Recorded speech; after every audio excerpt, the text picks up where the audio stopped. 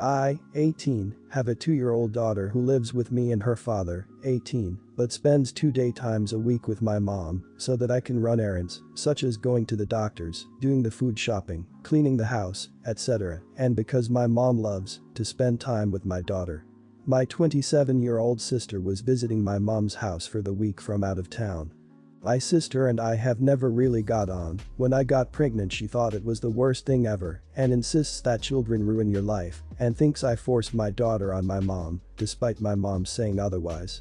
So, when I went to drop my daughter off with my mother at around 11 a.m. like usual, I was shocked to find my sister there alone.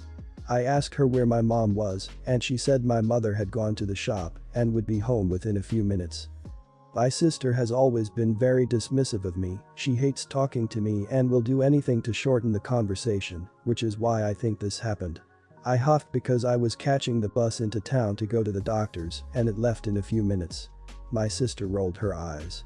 I asked her if there's any way she would have my daughter for a few minutes just until mom came back. She had just woken up from a nap, she always sleeps in her stroller, so she would be happy to just sit on the sofa and watch TV until mom came back. My sister said absolutely not, I hate children and I don't feel comfortable being alone with her. Now, I completely understood this, and I think she was very clear in saying she didn't want to. I called mom on the doorstep and she said she was just leaving the store now, so she would be max 5 minutes. My sister rolled her eyes and said fine, I'll take her, and she took the baby out of the stroller. I was in a rush and thought my sister would be able to cope for 5 minutes. I didn't even think it would be a matter of coping, because it was such a short amount of time and the kid was tired. So I left and went for the bus. Literally, 5 minutes later I get a call from my mom that they're taking my kid to the emergency room because she cracked her head open on the living room table. Apparently, my sister had left the room for a couple minutes and my daughter wondered where she was going as she is never alone, so she tried to get off the sofa to follow her and she slipped and whacked her head. I am absolutely raging at my sister. I don't get how she could be so freaking stupid to leave a kid alone. She argues that I emotionally manipulated her into babysitting, which I feel I didn't. She says she thought it would be fine to leave the kid while she made a cup of coffee, but I feel like it's common freaking sense not to leave a kid on their own for more than like 2 seconds. Am I the idiot?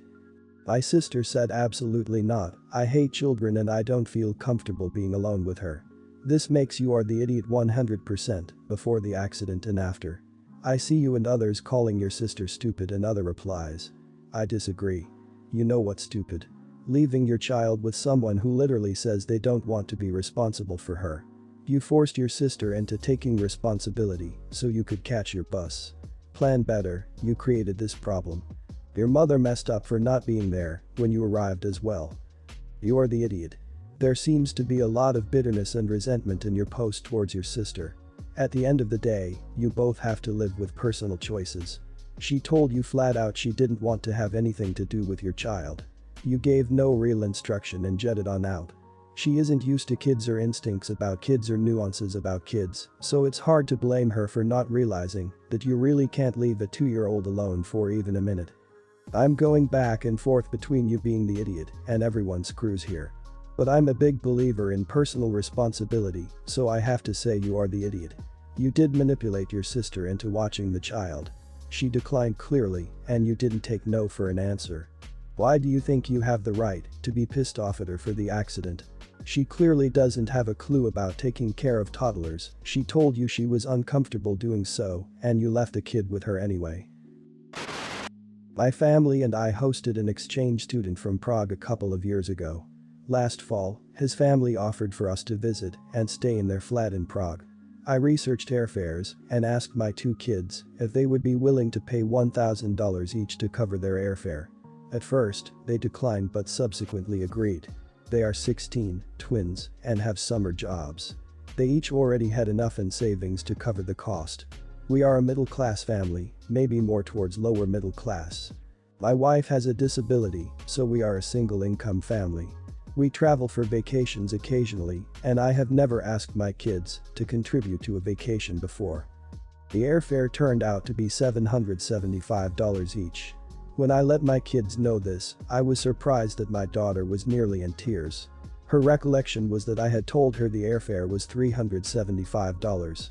This is the cost for the return airfare. I don't know where the miscommunication came in.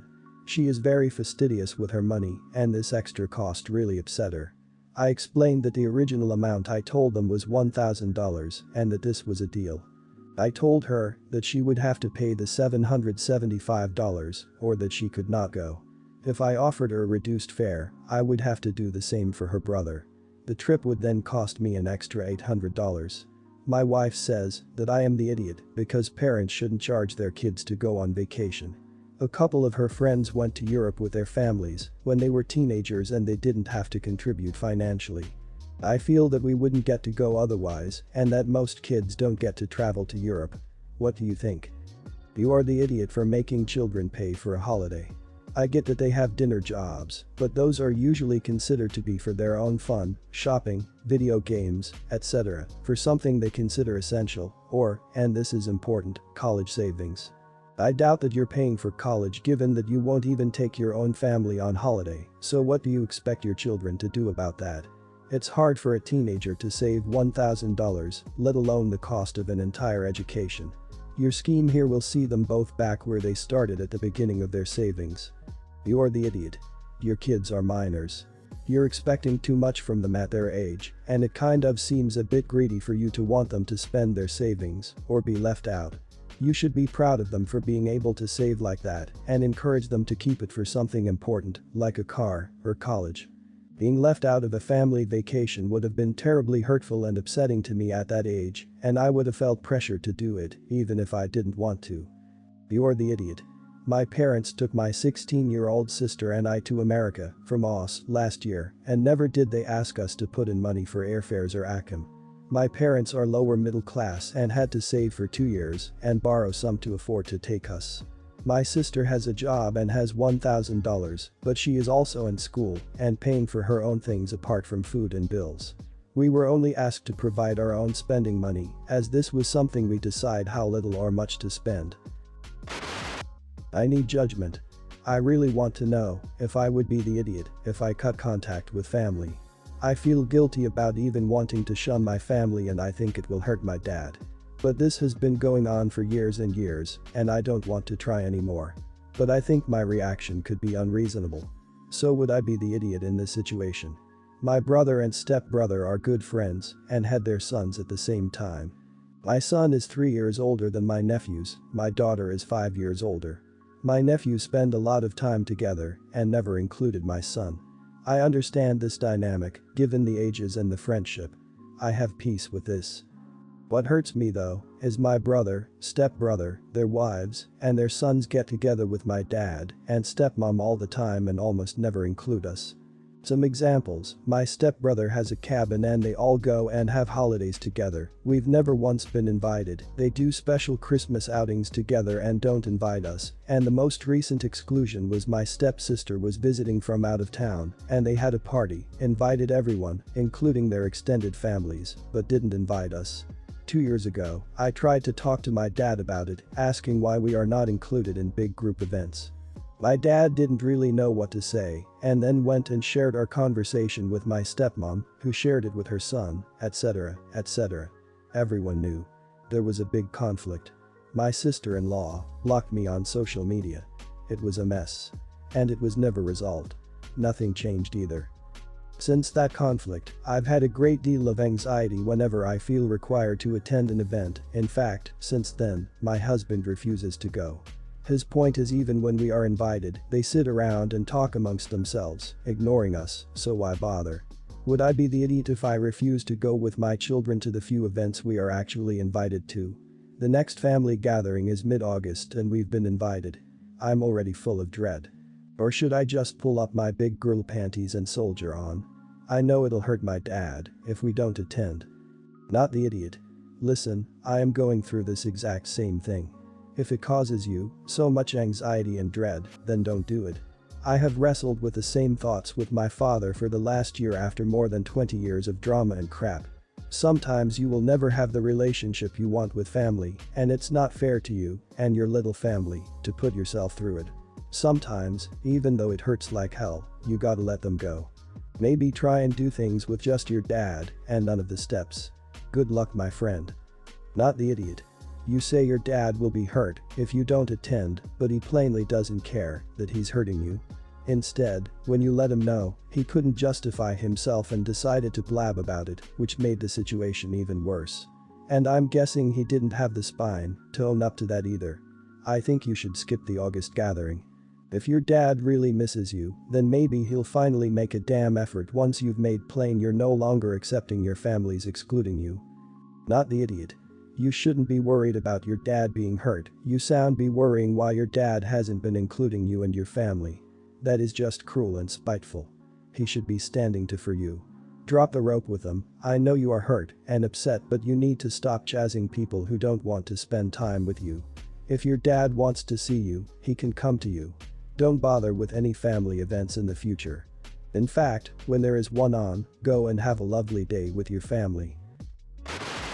My across the street neighbors, like directly across the street, straight view down, have a dog, we don't.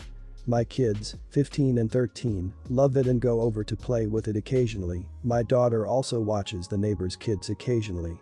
When the neighbors had their last dog, my kids would watch him, take him for walks, etc. while they were on vacation. Then that one passed, and they got a new dog. This time, they were having someone else walk the dog, but asked our kids to come by and feed her and collect their mail. My kids were doing so, but then asked if they could sleep at the house.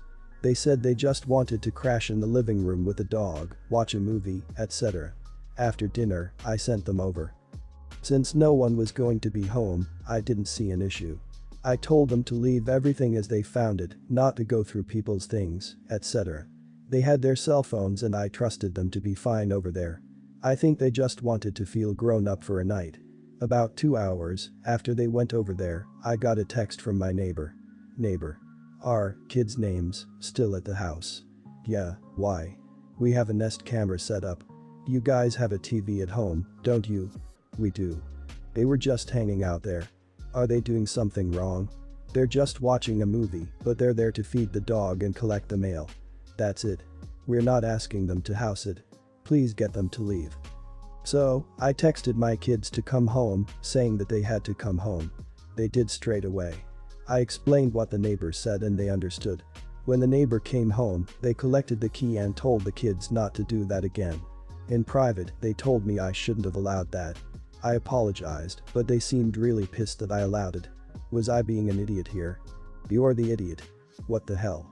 Just because they asked them to collect the mail and walk the dog doesn't mean that you can use their place as a hotel.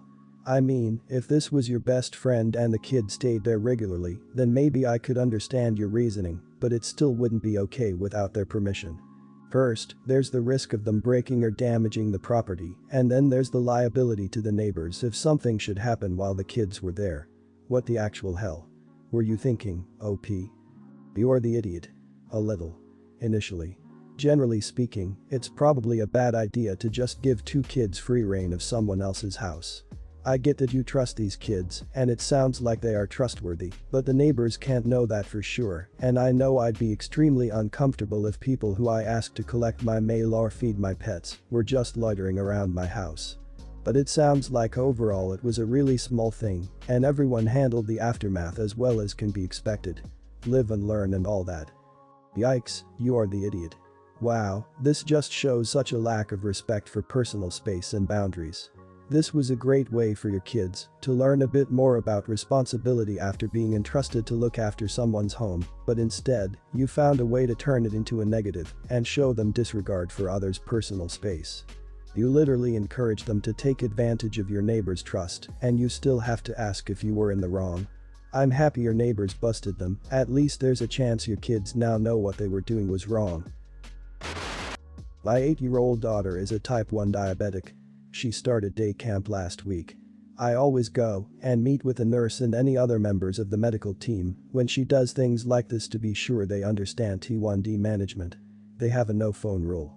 I explained that my daughter needs a cell phone on her so she can let me know her levels so I can record them and catch any warning signs early. They say she can use the phones in their building.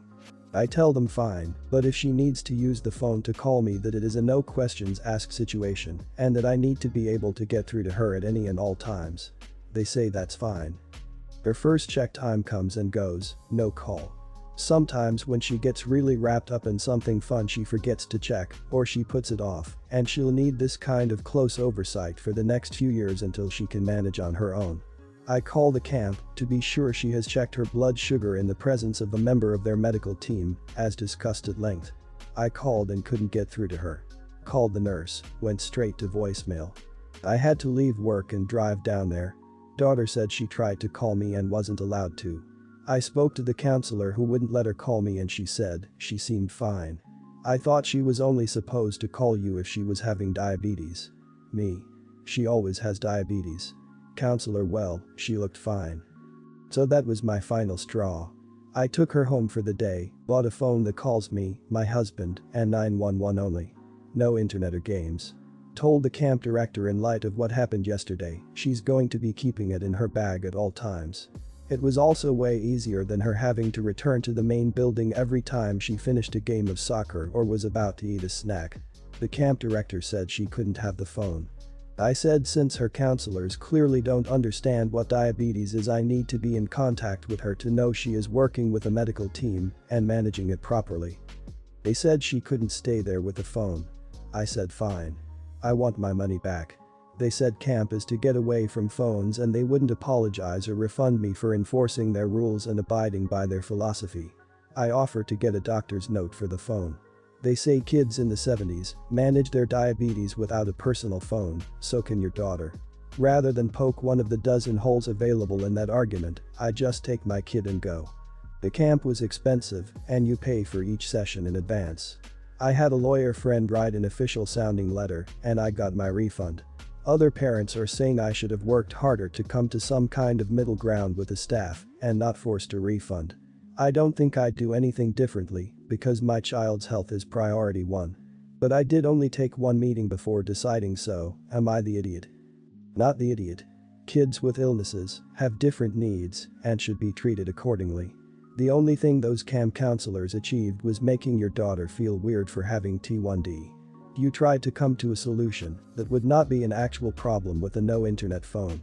It's honestly kind of freaked up that they wouldn't try to accommodate a little kid with health issues. I would have wanted a refund as well. At least like this, you have that money to do some activities with your daughter. Not the idiot.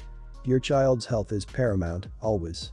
If you were being an overreacting and overly concerned parent, which I don't think you were, that would be one thing. Diabetes in an 8-year-old is different. There were a lot of things they didn't have in the 70s, like seatbelts, defibrillators, and LASIK surgery. Guess what? We progressed, and now we include the new technology in our daily lives. They're ridiculous for not updating their rules to accommodate something as serious as your concerns about your child's serious medical issue. Not the idiot. I'm a nurse with experience in peds and diabetics, you absolutely did the right thing. These camp officials obviously have no understanding of diabetes and should not be in charge of children with this lack of caring and understanding. She looked fine is a bullcrap argument from bullcrap people. You did attempt to find the middle ground and they are the ones in the wrong. You love your daughter very much and she is living with a difficult circumstance. You're doing an amazing job. Keep it up.